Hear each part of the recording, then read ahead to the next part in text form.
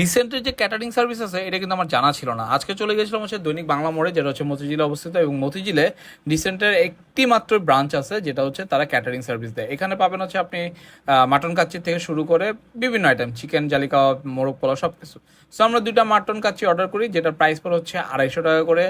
এবং তাদের কাচ্চির বৈশিষ্ট্য যদি আমি বলি, মশলা খুবই কম, অনেক কম মশলা।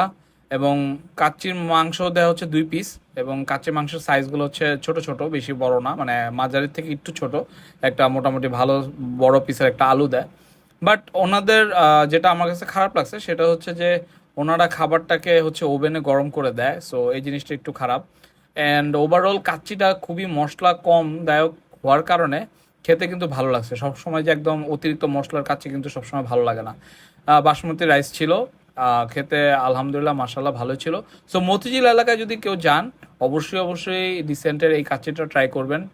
এটা একটা হিডেন জেম মানে বলা যায় এক কথায়। শিওর অনেকেই জানে না যে ডিসেন্টের একটি ক্যাটারিং সার্ভিস আছে।